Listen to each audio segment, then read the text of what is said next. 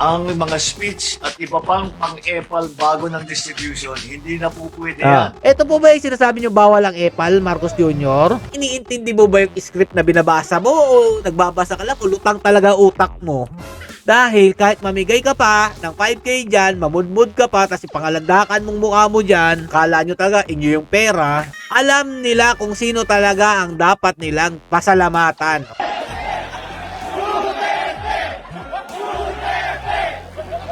Ano? Biruin mo mga Lodi, namigay ka na lahat-lahat ng ayuda, 5K. Pero yung sinigaw pa rin, Duterte. Ano kayong nararamdaman ni Marcos Jr. sa sitwasyon na to, mga idol, no? I-share nyo po itong video na to para mapamukha po natin sa administrasyon ni Marcos Jr. na kahit anong gawin nilang pangmumudmud ng 5K ayuda dyan para sa fuel subsidy, hindi po nila mababayaran ang boto ng ating mga kababayang driver na naghahangad ng kaunlaran at pagbabago sa ating bansa. Kaya po nila sinisigaw yung Duterte.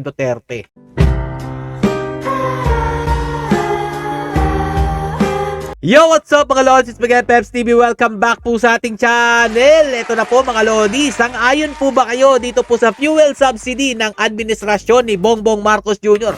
Gawa nga po ito ng nagtataasang presyo po ng gasolina, ng kerosene. Ito na po mga Lodi. Arangkada na naman daw po ang tulong na 5K cash subsidy para sa QC. Ayan na po, naglabasan na po yung mga larawan nila. Woo! Grabe na to mga idol. Kung nakaraan mga Lodi, may mga paayuda sila, AX, Tupad, something ganyan. Sabi po nila 5K lang daw po matatanggap. Yun pala, diniklara po ng ilang politiko na 10,000 po dapat pala mapupunta sa tao. Pero nakulimbat po yung ibang ayuda. Ngayon po mga Lodi, dito naman po sa kabilang side, may nag-post po. Hindi ko inaasa na nakapasok ako sa master list. Salamat AX sa 5K subsidy. Kita-kita lang tayo sa convention center ng mga tarantoda. Pero yun mga Lodi yung pangalan po na nakalista dyan na makakatanggap ng 5K subsidy, halos magkakapareho lang po mga idol. Magkakamag-anak yata to mga Lodi Sino po yung mga nakakatanggap dyan? Paldo-paldo na naman yung mga bulsa ng mga politikong tanso dyan. Anak ng tinapay naman. Ito mga Lodi sabi po ni PBBM, pagbibigay daw po ng ayuda, basta ito ay programa ng national government, ang mga speech at iba pang pang-epal bago ang distribution, hindi na daw po pwede yan. Para maklaro mga Lodi, sa video na lang po natin ipakita para kayo may idea po sa kanyang pinagsasabi. Ang mga speech at iba pang pang-epal bago ng distribution, hindi na po pwede yan. Hindi pwede gamitin ang government services sa pamumulitika o pagpopromote ng sarili. Nakasaad na po ito sa DILG Memorandum Circular at kabilang rin sa provision ng GAA kung paano dapat gamitin ang pondo ng bayan. Wow! Palakpakan natin. Palakpakan! Kung pakikinggan po natin mga idol, okay naman po yung gusto niya mangyari. Pero panahon ni Tatay Duterte, may ganyan ba mga Lodi? Di ba wala naman yung mga epal-epal na yan? Kahit siya nga mismo nagbibigay si Tatay Duterte ng ayuda, ayaw niya po na may mga patarpulin, ayaw niya po ng pinapangalandakan na galing daw po kay PRRD.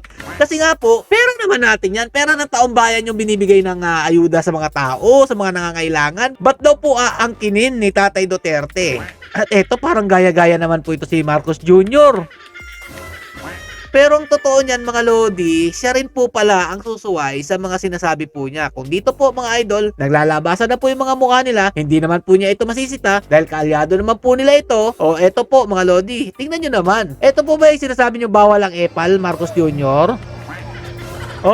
Bawal daw gamitin ng politika sa pagbibigay ng ayuda. Ayan siya, ba't nanyan siya mga Lodi? Magrarason na naman yung mga tansong talangka ng mga vlogger ni Marcos Jr. Kailangan daw masiguro ni PBBM na nabibigay talaga ng maayos ng ayuda na 5K. Alam ko na yan. Basang-basa ko na po yung mga utak na mga wala namang utak na mga tansong vlogger ni Marcos Jr. Kahit klarong-klaro naman na pamumulitika talaga ang ginagawa nitong administrasyon ni Marcos Jr., sinisiraan nila mga Duterte. Dati daw, panahon ng Duterte administration, sinabihan daw ang mga tsuper na wala daw pakialam kung mamatay daw po sila, mga Lodi. May ganun po ba? Wala pong ganun, pero pinapakalat po nila is fake news. Dito, pinapabango lang po nilang pangalan ni Marcos Jr. kahit hindi naman po dapat dahil pera naman po natin yan. Wow, picture. O, ito pa mga idol, bawal daw epal pala ha. Oh, DSWD, Cash Relief Assistance para sa mga chuper. O, yan na, barangkada na po ang itsura ni Marcos Jr. Hindi lang po nakatarpaulin yan mga lodi ha, naka parang TV screen pa po yan na meron pang pailaw. Ay, hindi pa po tayo nagtatapos dyan, ito pa po. Oh, yan oh. Ang galing talaga magsalita ni Marcos Jr. No? Talagang galing sa puso yung kanyang pagdedeklara na bawal daw po gamitin ng pera ng taong bayan sa pamumulitika. Pero anong tawag dito, Marcos Jr.? Hindi ka ba nahihiya sa mga pinagsasabi? Ano ba, talagang iniintindi mo ba yung script na binabasa mo o nagbabasa ka lang o lutang talaga utak mo? Kasi ikaw na mismo nagsabi na bawal epal. Bakit nandyan yung mukha mo? Huwag mo sabihin hindi mo alam yan.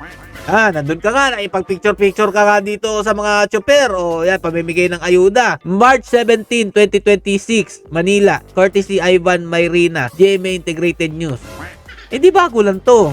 Sino to mga kapictura niya, mga lodi? O hindi to pamumulitika? Hindi to pagpapabango? Pera ng taong bayan ginamit dito, pero ba't nandyan ka? Paano uusad agad yung pamimigay ng ayuda dyan? Nandyan kayo ng mga politiko na mga epal dyan.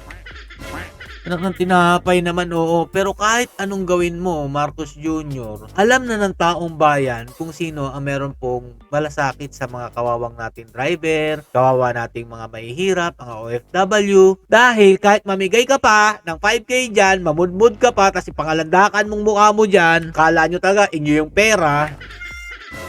Alam nila kung sino talaga ang dapat nilang pasalamatan. O ito, pakinggan nyo mabuti para sa mga tansong talangka dyan. Baka naman mag-iyakan na naman kayo. Baka sabihin nyo, edited na naman. Okay na mag-research kung wala bang ganito nangyari talaga dahil Duterte pa rin ang sigaw ng mga tao, mga driver na pinamigyan po nila ng 5K na ayuda sa fuel subsidy. Ayan po, baka nainis po dito yung namigay ng ayuda.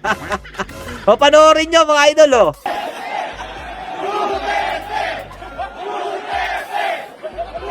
Ano?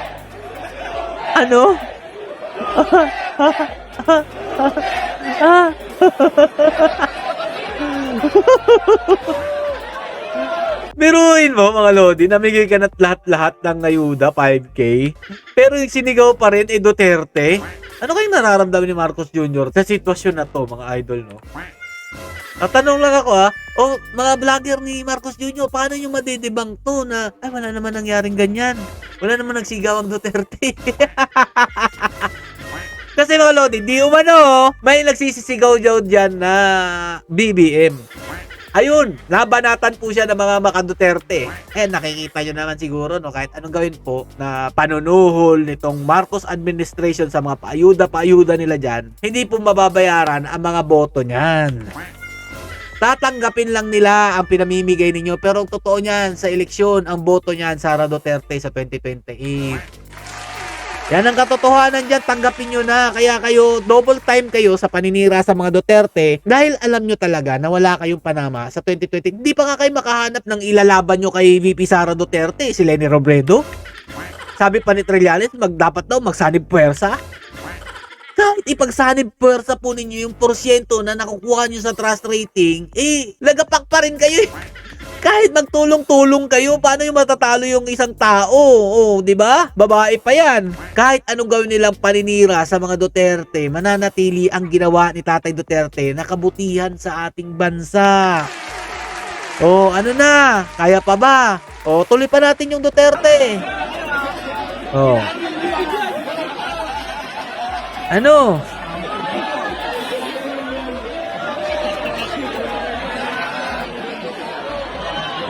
Dami niyan. Siligaw na sila ng Duterte dito.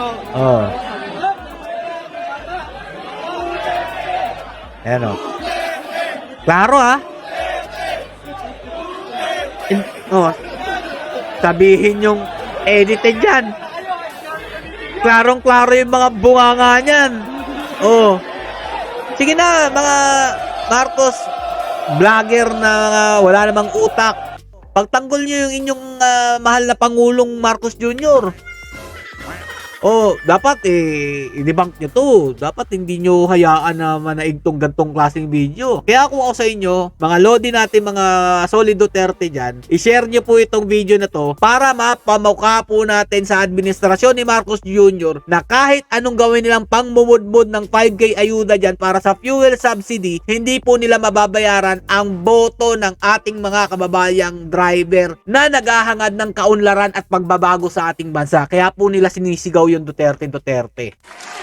Mabuhay po kayo mga lodi, sana wag po tayong sumuko dahil malapit na po ang 2028. Alam na po natin kung sino po ang papalit dito po ang Marcos Jr. Wag lang po sanang madaya. Stay safe mga lods. I-enjoy po muna ninyo ang 5K na yan dahil pera naman natin yan. Pero sa 2028 babawi tayo. Duterte pa rin.